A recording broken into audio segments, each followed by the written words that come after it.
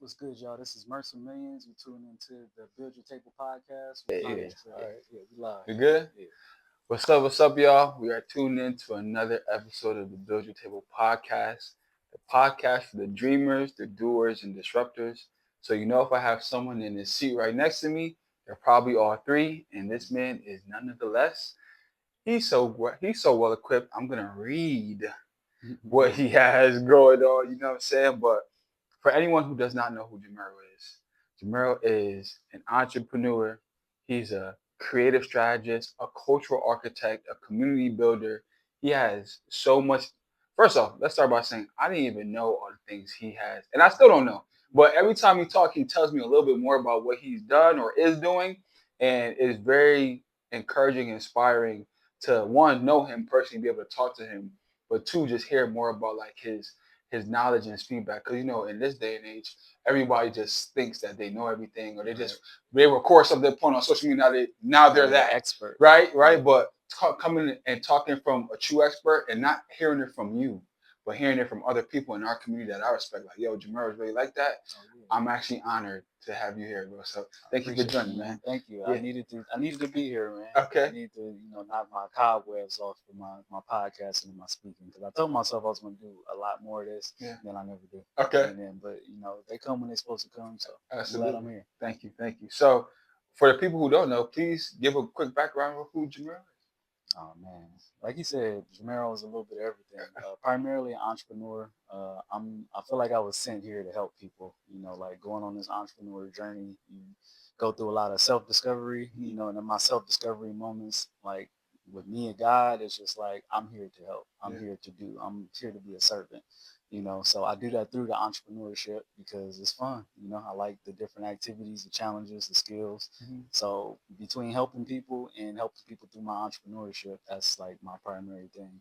And I do that in all different types of ways. I don't work in the music industry. I don't work in fashion. I don't work, with entertainment media.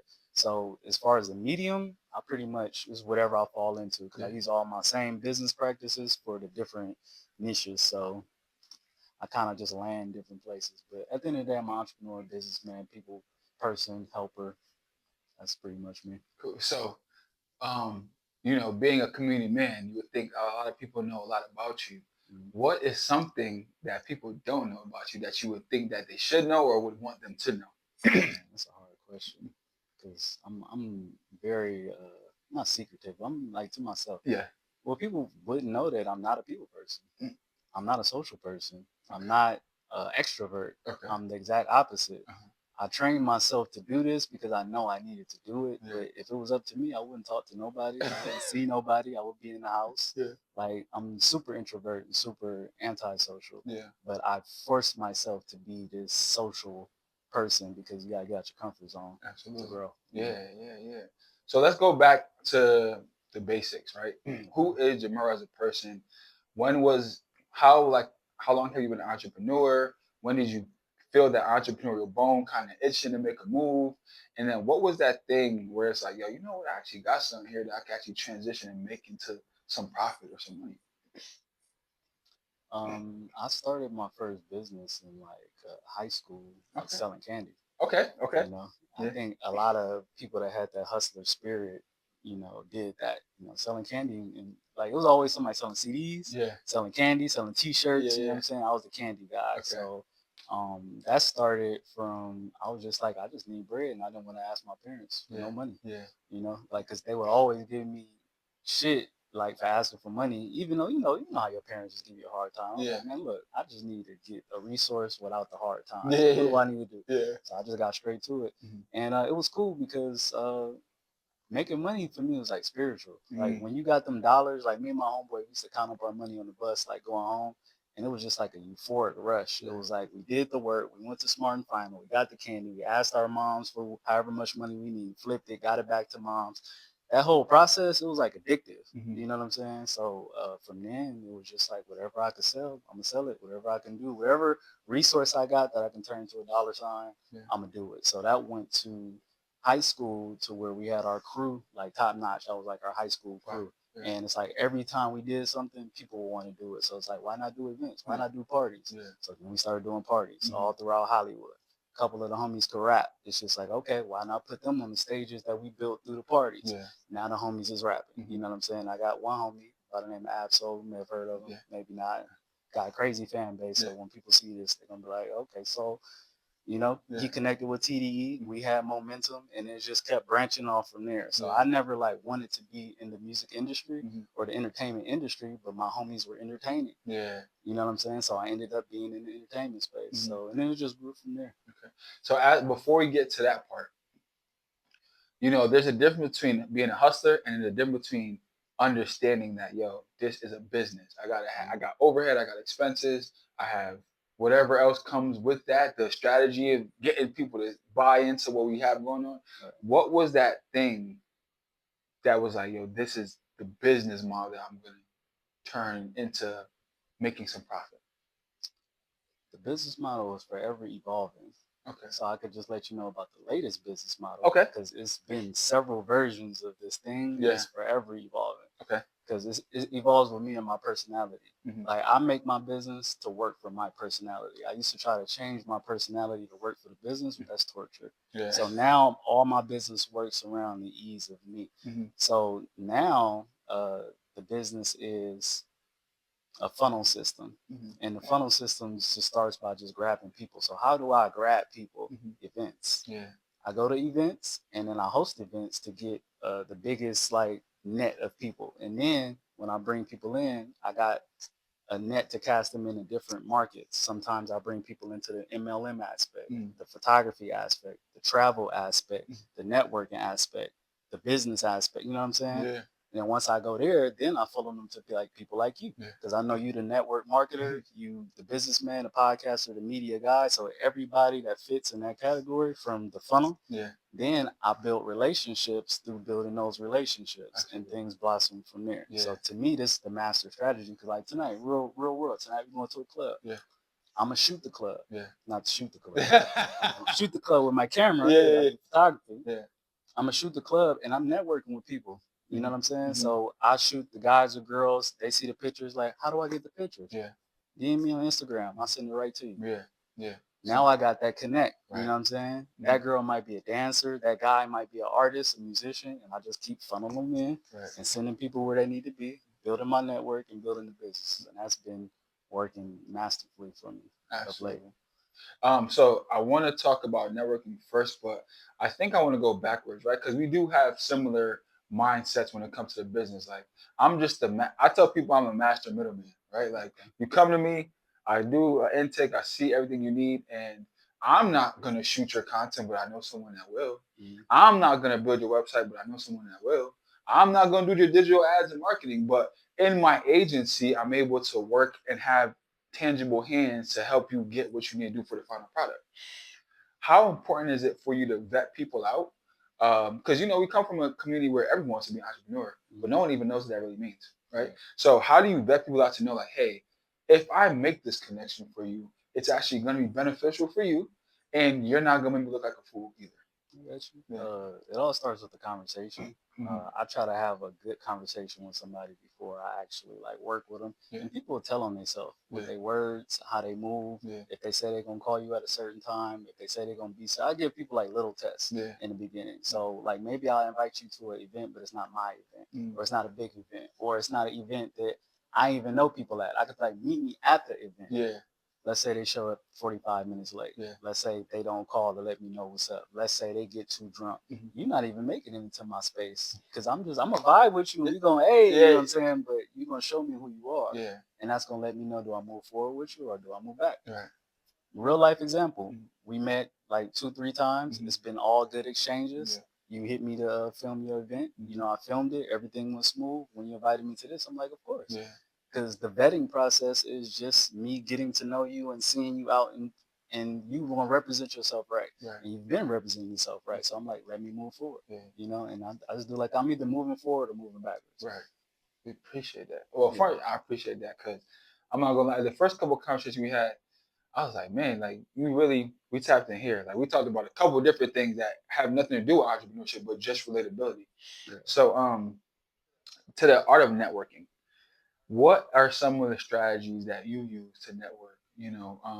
So like sauce. Yeah, it got to right. Cause so like, I was talking about, I talk about all the time, but like, for me, it's getting knowledge on how to network. I've always been a good networker. You know, I've thrown parties. I've come from a really diverse background, so always trying to integrate myself into different systems. I play sports, so you always got to have like that type of professional representation. But when I read the book, How to Win Friends and Influence People, it really gave it was like things I already knew, but it was like this is why it's important to do these things like this. So, you know, when I go out, very similar to yourself, I'm friends with everybody. I shake everyone. I am an extrovert. I say what's up to everybody, high five, cool. We'll exchange information. But to your point, when it gets down to like, let's talk about real business, real nitty gritty, I'm very mindful of that. But back to the question of networking. What's your thoughts on networking? Man, I really feel like I'm the networking master. Okay. Okay. And once again, I catered it to my personality. So I used to think I used to have to meet everybody in the room. And you don't have to meet everybody in the room. You just got to meet your people, the right people, or know how to extract the resources from the people that you got. Yeah. So I used to get exhausted from being like, man, I didn't meet enough people. But it's not really about the quantity. It's about what you can extract from that person, because everybody has value. Yeah. So what I do is, like, if I step out, I'm gonna meet 1 to 5 people, because that's what I have the capacity to do. I used to be that dude who was like, I need to get 20 girls. Yeah. But can you even keep up with that? Yeah. Can you follow up with them? So like, based on my capacity, if my energy is high, I'll meet a lot of people. But if my energy is low, I just need 1 or 2 good connections. And my day, when I'm small talking with people, it's about what value do you have and how do I extract it and how can I provide you value. So I really amplify every relationship I have, but I use my tools like events, like photography, like videography, like whatever it is that I'm doing. And I just get 2 or 3 special people. If I go to a video shoot, it's easy to be like, hey, how'd you get here? Blah, blah, blah. Small talk, find a relatable something. And then just be like, hey, what's your Instagram? And then now my Instagram, it's a Rolodex of people that I met doing cool stuff out in the world. So I never even need to look for nobody, because once again, I got an event, Creators Kickback. All these people that I met at the club for the last 2-3 weeks, I gotta be like, I have an event. Remember when I told you a couple months ago? They're like, oh, that? Now they all come circle back, and guess who's gonna be there? You're gonna be there, along with the other people that I met 3 months ago. And then just the magic just happens from there. You don't really gotta do too much after you put the right people around the right people. You know what I'm saying? Yeah. And to your point, right? Like, so I'm a little different. I'm a spray and shooter. Like I'm a spray and shooter. Yeah. So I'm going in there and I'm like, all right, I see a group over here, I see a group over here, I see a group over here. I'm gonna just make sure I maneuver. And it's not like I'm about to bombard her. It's not forced or nothing. It's just like, I know me. I'm gonna make my way around this room and I'm gonna run into people. And I look for like cues, right? Like, are you dancing in the party? Are you smiling? Like, if you in the corner, me mugging, bro, 9 times out of 10, we're not saying anything. But if you're and one thing I realized out here that's different from where I'm from, people don't make eye contact. It's a rare time where I see someone and they look me in my eyes. So if you look me in my eyes, and then you give off a gesture that you're friendly, okay, I'm for sure gonna say what's up. And then you never know from there. So his portion is quality, not quantity. And I think I gotta start focusing more on that. Like, I don't need to get everyone Instagram. Hey, and what you on both sides is good, because like how you asked me like what format is working for me, is ever evolving. So when you are rapid fire catching everything in the room, you need that skill set. You know what I'm saying? You need that season. This season for me right now is just really I'm over capacity when it comes to people. But I also know I still got to continue to bring people in. So if this is the season for you, ain't nothing wrong with that. Get them off, because you need that skill set, because you're gonna be able to turn that on and turn that off. Okay, so let's dive back into it, because you brought up a very familiar name that if anyone from the West Coast would know is Ab-Soul, right? Being with TDE, especially with all the notoriety that Kendrick's been getting over this summer. Talk about the relationship, how that high school friends, how they turn into management. Talk about that. So he was like very secluded, like super isolated in high school. He had this one spot he used to kick it at, him and his girl, and we was like the more super talkative, rambunctious, like all over the school. Like we was the ones just running around the school causing chaos.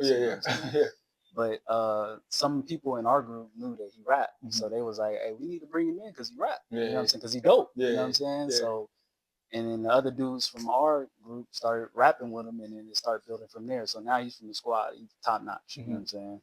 And from there, I was just always just a responsible person. Yeah. So he had his TDE management, but I was like his in-house, his homie that we would work on behind the scenes. When his record label ain't around, he got another somebody in his back pocket from just hitting the marketing and hitting different things from different business angles. So that's really how I ended up working. And then he asked me to go on tour.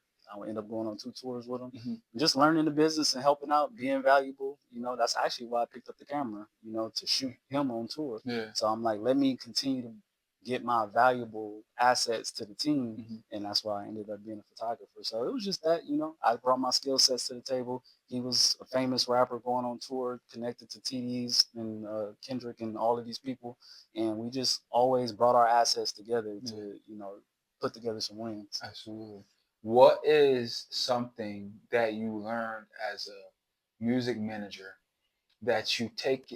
Well, let's talk about one thing as a music manager that people don't know that you have to do in order to make your artist successful. And then the second question is, what is something that you took from that industry that you apply to today?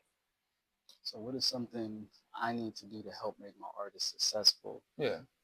You really have to learn the whole business from top to bottom. It's not one thing. You got to know the back end stuff. You got to know analytics. You got to know marketing. You got to know social media. You got to know photography, videography. You got to know everything. You got to know the people who set up stuff on the BMI. You got to know all of the other teams and all of the other dudes. Like, it's like business boot camp, you know, so you got to know everything from top to bottom. I will say this, when it comes to artists, and I want artists to really listen to this, when it comes to like artists trying to come up, it's not about the music.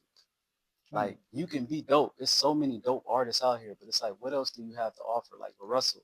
Russell is offering that experience. Yeah. And he's also bringing you in on his journey to understand what the music industry is like and figuring out different angles. He does what he wants. He started a festival in his backyard. You know what I mean? From his core group. So it's not about how dope he is as a rapper, because I bet you it's somebody that's actually lyrically doper than him or even more skilled than him, but is not doing as good as him. Yeah. So it's not all about the music, it's about the experience and the extra things. It's about the funnel. So let's just say you start a clothing line. Yeah. Your clothing line can blow before your music, and you can use that as a marketing tool to push your music. Right. A lot of people want to push music, but I think all artists should come with like a different angle. Yeah. Now with Ab-Soul and Schoolboy Q and J-Rock, they were just dope, you know, but the experience was 4 different hoods coming together and making a rap group. Yeah. They supposed to be enemies, and they all dope. Yeah. That was the experience. And they, during the mumble rap season, they was actually still spitting. So was they dope rappers? Yes, but it was an experience watching them evolve and do Black Hippie and do everything that they're doing when they're supposed to be killing each other. So for the artists out here, it's really about the experience that you bring with the music, not just the music. Gotcha. Would you ever get back into music industry? Absolutely. Okay, yeah.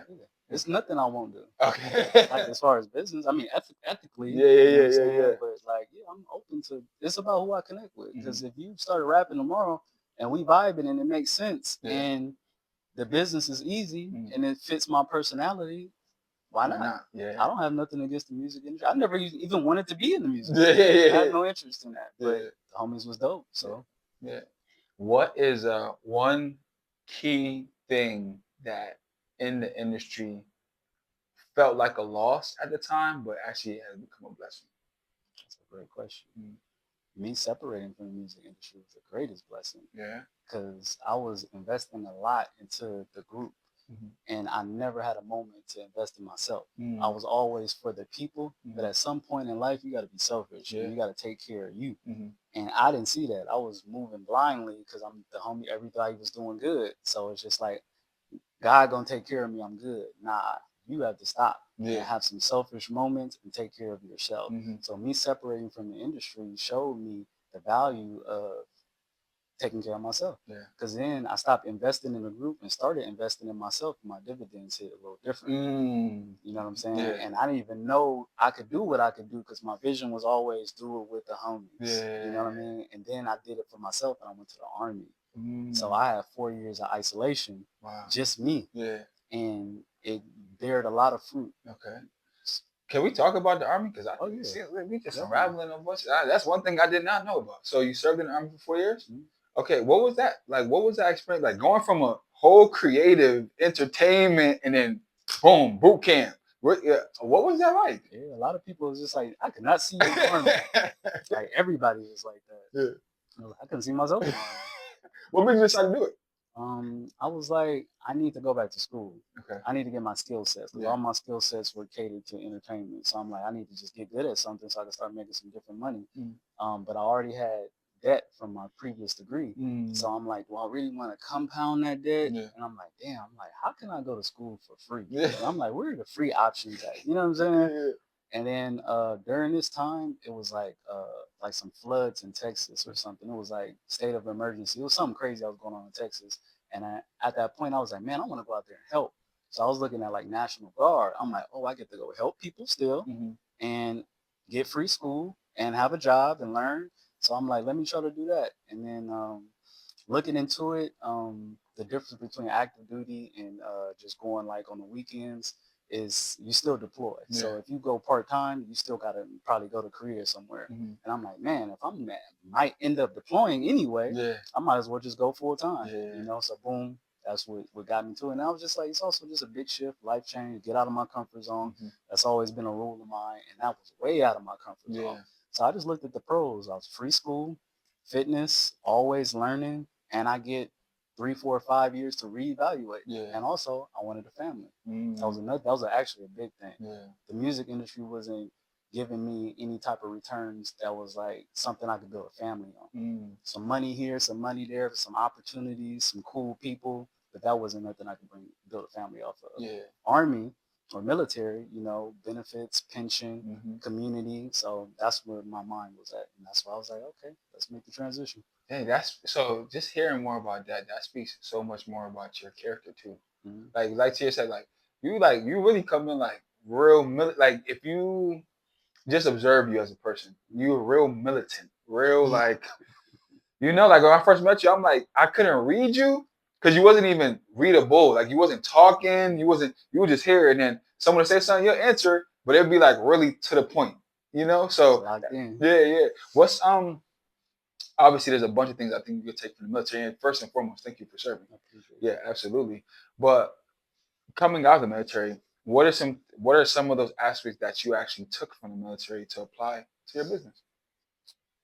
The military, believe it or not, didn't teach me a lot because I came in at like 34, 35. Gotcha. So I'm a fully developed entrepreneur, businessman, worked many jobs. It did open up my eyes a lot about me though, more than anything. Yeah. So I learned self, and that's what helped the business because now, like I said, I create my business to circle around me. I always felt like I needed to completely change for the business. And yeah, you can change and grow, but you can also make your business work how you want it to work. And it also don't have to be super extreme. Everybody don't got to be a millionaire. Yeah. So, you know, if 100,000, 200, 300 a year is what you want, you're comfortable with that, that's cool. Yeah. You don't gotta get all the people in the club. You don't gotta get all the money. You can find your spot. But just learning self during that time, I lived in South Korea. I got deployed out there, and I probably only went out maybe like 5, 6 times in 2.5, 3 years. Every weekend I was locked in doing work. I was studying. During that time I was trading. Okay. I learned about MLMs, and I'm like, I need to master this MLM thing. I used to think it was a scam like everybody else, but no, it's like it's value in network marketing. Yeah. And I was like, before I leave this Army thing, I'm going to master this networking thing, this digital thing, and the internet is booming. The pandemic, everybody's blowing up. I'm like, I need to figure this out. So to answer your question, I learned so much about self in the Army. I had a lot of surprises because I thought the Army was going to be a completely different experience, but it was great. I'll do it all over again. And also, I wish I would have went in early. Yeah. Like, I went for the benefits, but after being there, I'm like, no, all young Black men need to go to the Army. Really? For sure. Yeah. My perspective completely changed. Wow. Yes. And it's like you don't know what you know until you're in it, right? So like you're saying, like even going back to MLM, before I got into it myself, I used to think like, oh yeah, whatever. But it wasn't until a good friend of mine really sat me down like, yo, these are the benefits and the pros. So it's similar to the military. It's like we just look at it from the movies or the feedback, and it's the same thing. Like we grow up in these environments where they talk about investing is evil, being like all these different misconceptions, and y'all never even done it. So how like, and we listening to y'all, right? Like so, to that point. But one thing I do want to point out is for everyone that does know me or don't know me, I've been in MLM for a while. Like I'm not in one currently, but everyone that I was in, I was pretty successful in. And shout out to all the organizations I put a part in, but that taught me the ability um, to be, what word am I looking for? Confident, I would say, but it taught me leadership. Yeah. Right. Like if you know anything about MLM world, yes, you have to sell. Yes, you have to market. Yes, you have to get people to join your team. Yep. Once you get enough people to join your team, those people start looking at you like, you need to. You brought me here. Bring me to the promised land. So that's where I started to really dive into the self-development book. So like, the Four Agreements was my first book. I kind of tapped into Think and Grow Rich, How to Win Friends and Influence People, Breaking the Habit of Being Yourself, The Atomic Habit, all these different things. All the classics. All the classics, right? And so to round it, when you leave the military, what's next? When I left the military, I just wanted to have fun. Okay. So shout out to my partner, future mayor of Compton, Andre Spicer. Okay. When I was in the Army, he was doing a lot of vacationing. I'm like, as soon as I go to the Army, you just want to go have all the fun. Yeah. So I'm like, hey, look, as soon as I get out, I'm doing whatever you're doing. Yeah. So for the whole year, I was not even in America. I was traveling damn near the whole time. Yeah. So it was about just having fun and enjoying not being in the Army. And after that, I was like, all right, for sure, I'm gonna lock in. But it was fun. Yeah. Because that's a part of business that people don't understand. Like it gotta be fun too. Yeah. You gotta do your stuff. You know what I'm saying, and create a desirable situation. Because previously, I would just work, be beat down, tired. And I was just like, this is the grind. Yeah. And then after the Army, that was a real grind. Yeah. I'm like, oh no, I'm not about to go from entrepreneur beat down to Army beat down and to come back and do the entrepreneur beat down. I was like, no, I'm about to go have fun. Yeah. So having fun is a big part of the journey for sure. Absolutely. And shout out to Andre Spicer. He does a lot for the community as well. Yeah. So talking about that, I've seen you help a lot of different, from nonprofits to for-profits to campaigning. What is that thing? How are you so good at helping people tell their story in all these different industries? I really see people like outside of my personal ego, like my lens is neutral, and I really allow myself to see people. Once again, like you, I'm learning your story. You doing an interview on me, but I'm learning about you. I'm learning about you by the questions that you ask. Yeah. You know what I'm saying? By your responses, by your energy. I'm learning about you, about what happens after this podcast is out. Yeah. How far it go, or who it touched, or how it circles back. So I see who you are, and then I'm like, cool, how can I amplify that without interfering the motion? Some people can amplify but get in the way. Yeah. Like, how do I charge you up and stay out the way unless you call me in the game? Yeah. Once again, with the ego, most people can't get out the way.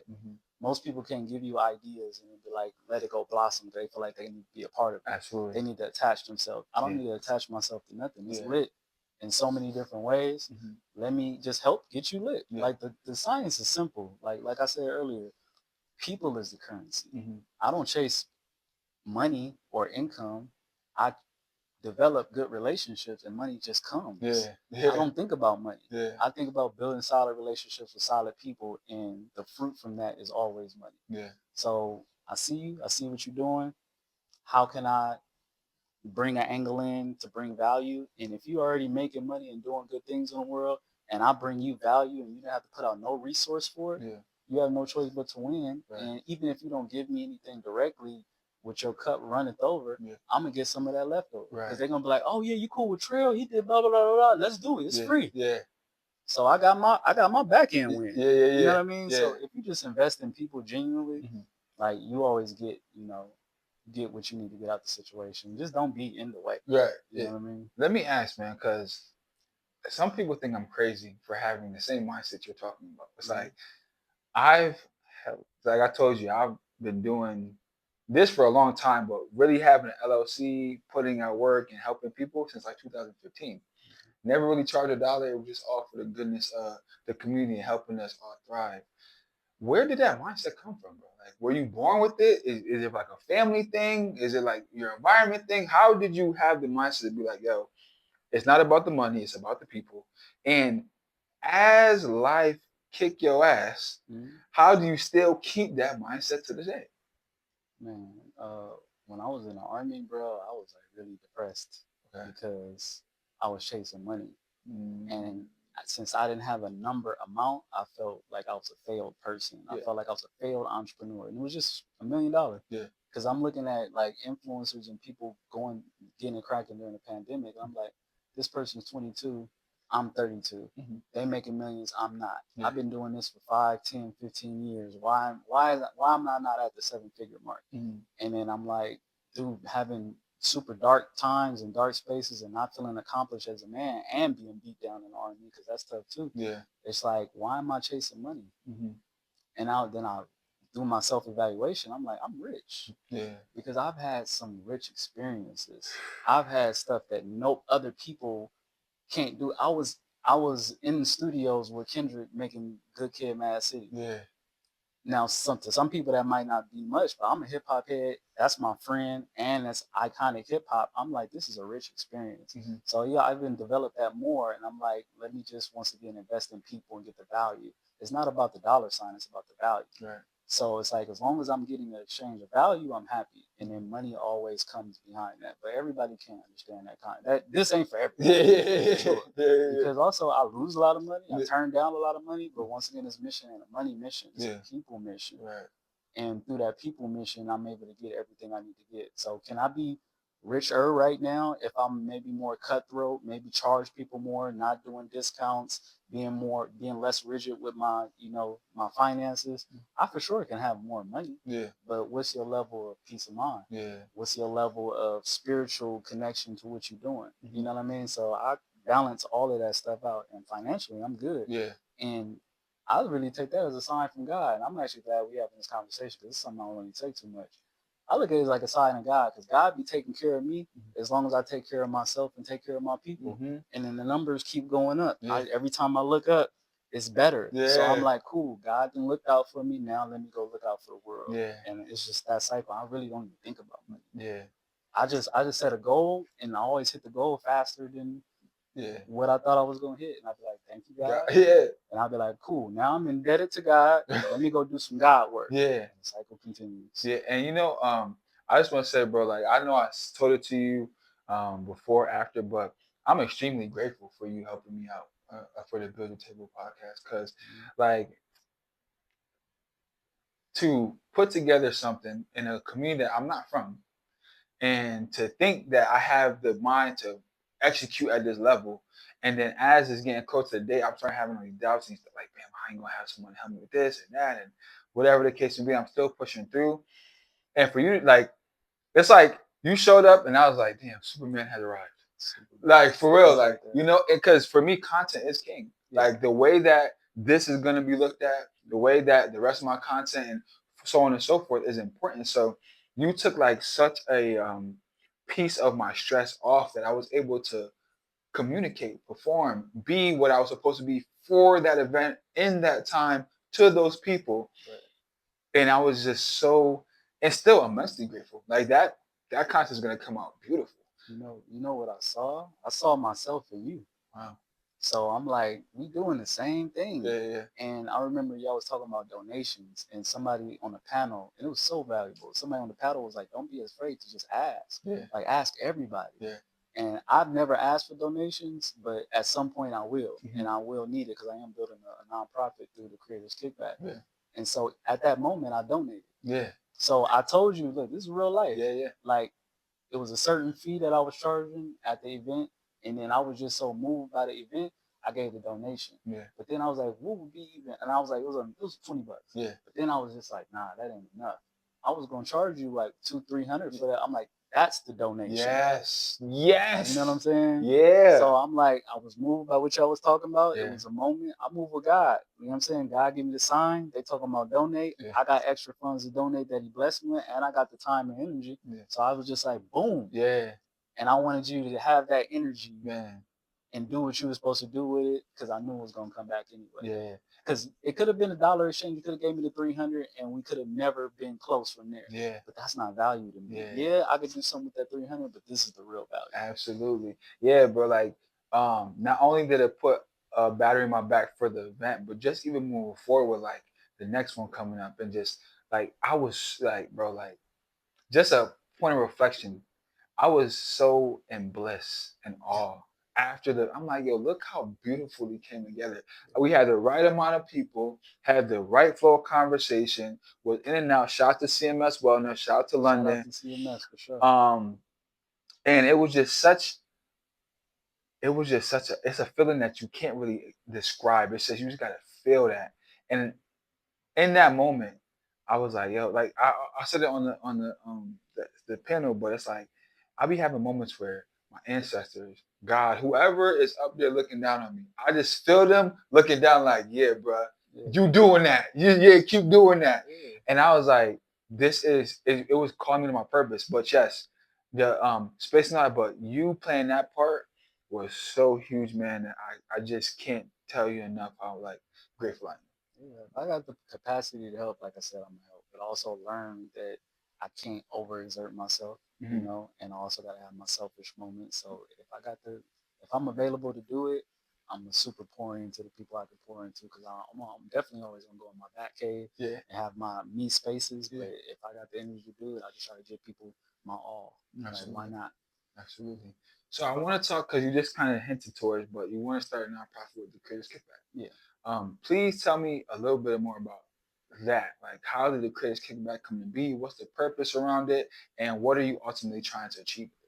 Well, it started from the things I was doing in the music industry. So I know I've done some masterful things in that music space, you know, because that was just everything I learned through my entrepreneurship, building it up, learning and understanding from different atmospheres and applying it to artists and music groups. And it was very successful.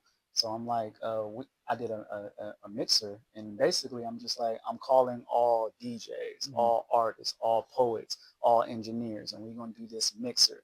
And we did it in Compton at Dre's spot, at the Hub Radio. The most people I've ever seen at the Hub Radio. Wow. And it was crazy. And I'm like, nah, mixers is it. Yeah, mixers is the cheat code. Believe it or not. Because everybody want to network. So I took that idea and I brought it to the Creators Kickback. And I'm like, all right, what are the mixers today missing? And it's because in business, you got to have a problem to solve. Yeah. I've been to a lot of mixers, but a lot of them was dry. So I'm like, let's just have a fun mixer. Yeah.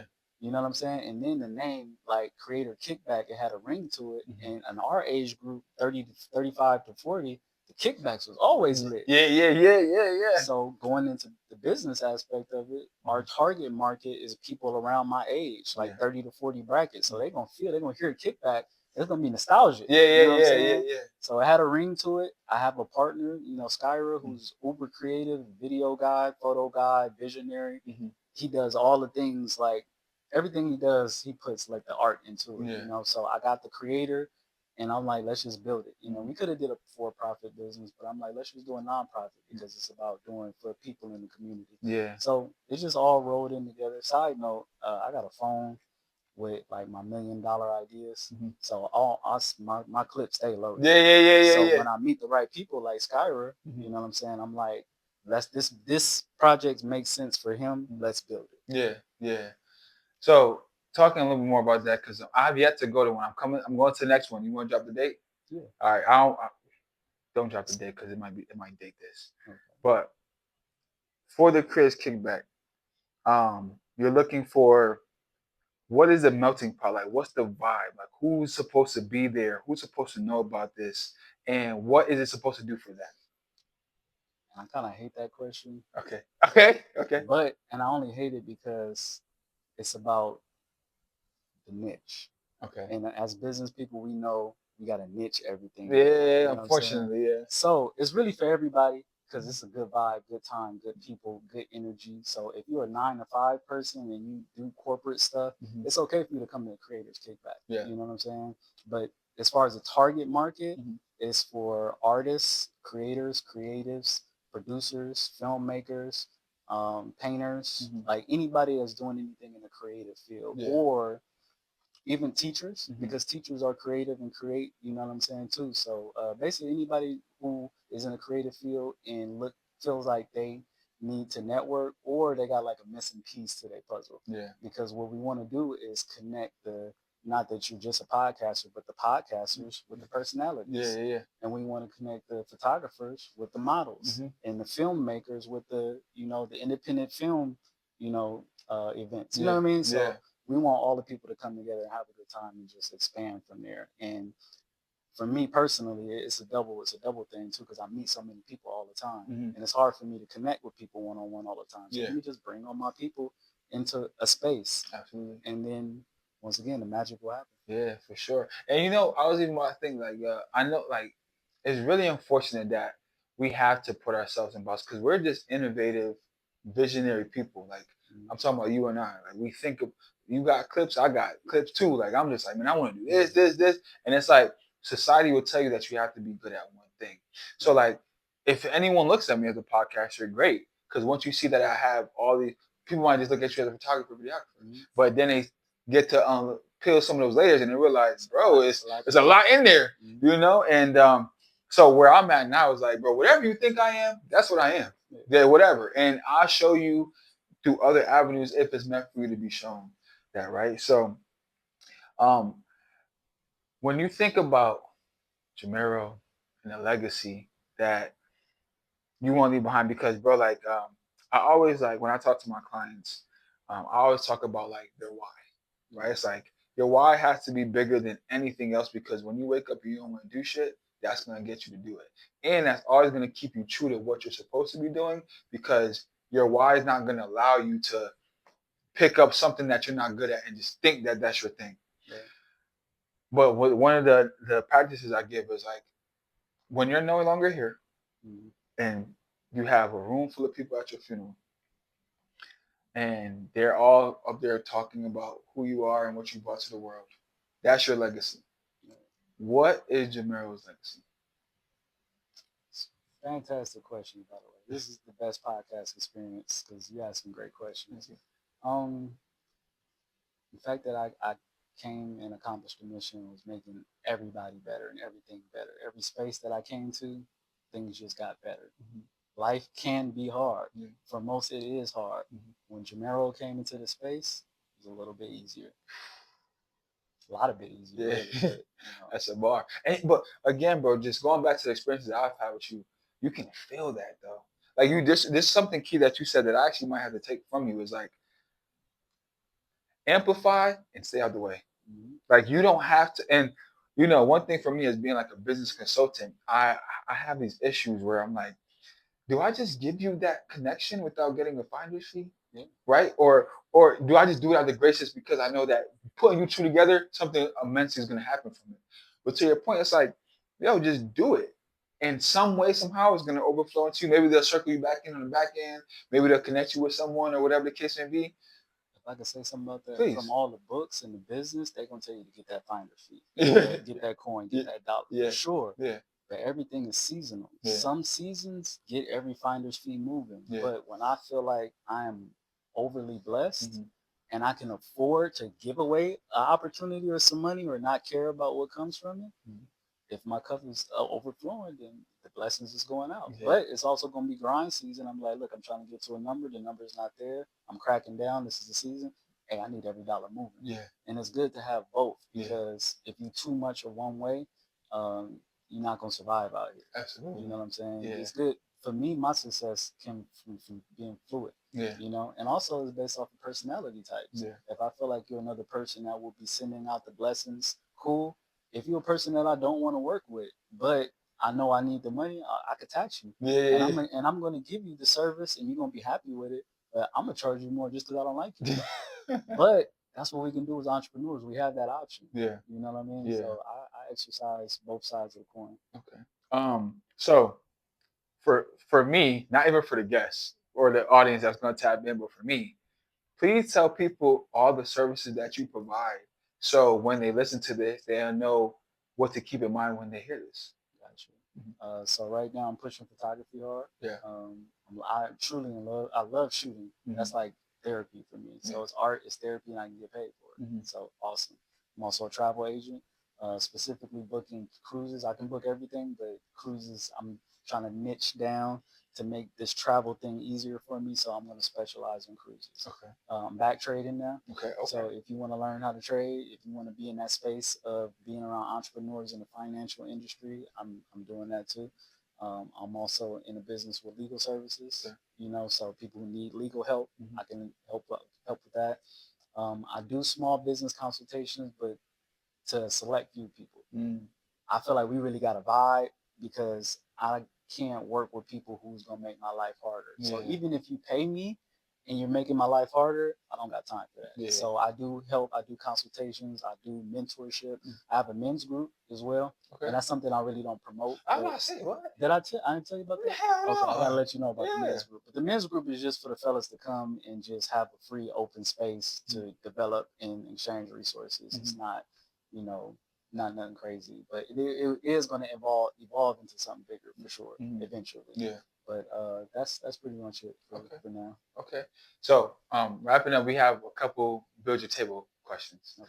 So the first one, you know a little bit more about me. I know a little bit more about you. I think we learn more about each other here, right? But if we were to build our own table, what would it be? It would be on what we're already doing, is networking, marketing, and expanding each other.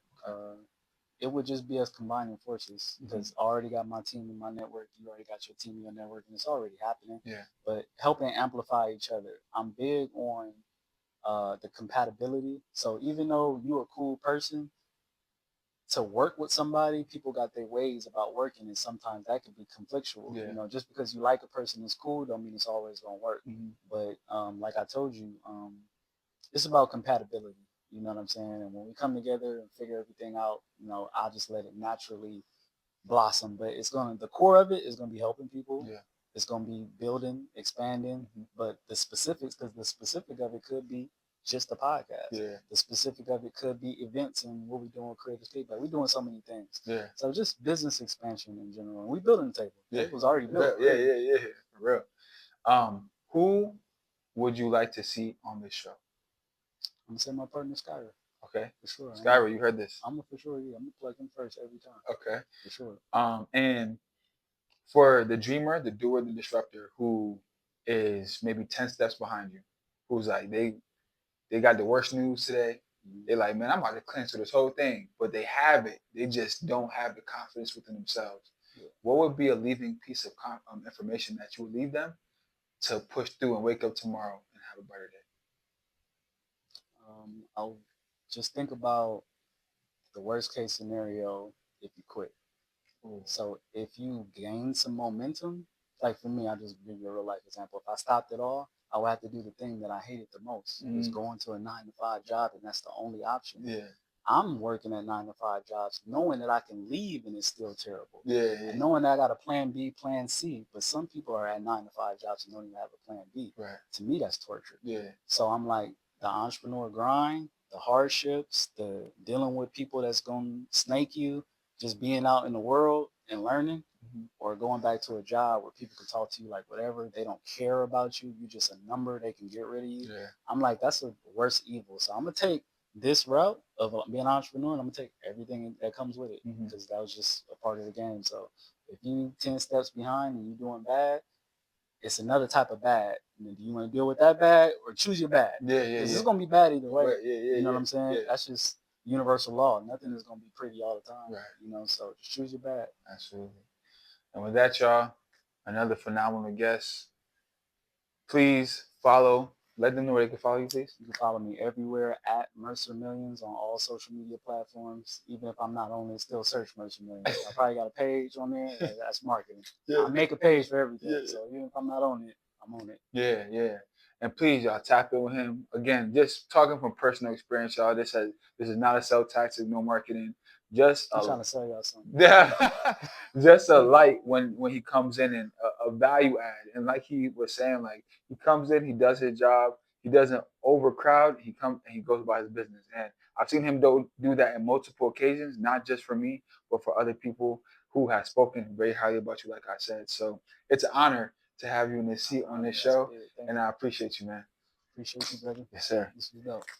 We out. Peace.